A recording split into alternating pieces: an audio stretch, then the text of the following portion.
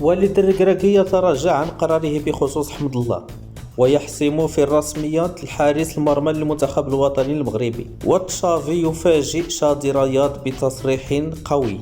خوتي خواتاتي محبي توك توك سبور، مرحبا بكم من جديد، وما تنسوش تدعمونا بالاشتراك في القناة. بداية نبداو بتشافي هرنانديز اللي صرح اليوم قبل مباراة الميريا وقال أن شادي رياض لاعب كبير كيتوفر على بنية جسمانية قوية اللي كتخول ليه أنه يكون أفضل حل في الدفاع برشلونة، خاصة بعد اعتزال جيرارد بيكي اليوم. قال أن شادي رياض كيربح معظم النزالات الثنائية.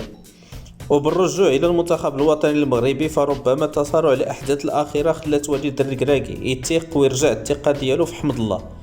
لحسب مصادر مقربة من الجامعة الوطنية المغربية، فوالد الركراكي اتصل شخصيا بحمد الله وقال ليه بلي غادي تكون معنا في القائمة النهائية اللي غتمشي لقطر 2022، وكيحسم الجدل. بالإضافة إلى أن والد الركراكي هناك إمكانية كبيرة باش يعتمد على حمد الله كأساسي في المباراة الأولى ضد كرواتيا.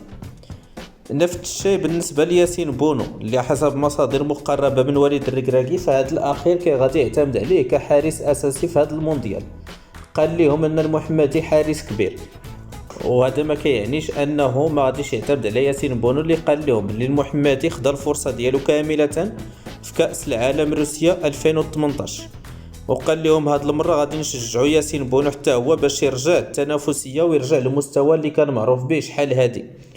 وفي جانب آخر بخصوص حكيم زياش، ذكرت تقارير صحفية أن حكيم زياش قريب من اليوفي، حيث أن إدارة يوفنتوس قدمت عرض رسمي إلى تشيلسي لضم حكيم زياش في الانتقالات الشتوية القادمة، وبذلك اليوفنتوس ينافس AC ميلان للفوز والظفر بخدمات المغربي حكيم زياش. صراحة نتمنى أنه يبدل الأجواء ويخرج من تشيلسي. وبالإضافة إلى حكيم زياش، فالتقارير الصحفية قالت أن ليدز يونايتد وويست هام يونايتد مهتمتان بضم المغربي ياسين بونو من إشبيلية. صراحة مازال ما كاينش شي خبر رسمي، ولكن في انتظار إن شاء الله. ما تنسوش الإخوان تدعمونا بالاشتراك في القناة، وخليتكم على خير. السلام عليكم ورحمة الله تعالى وبركاته.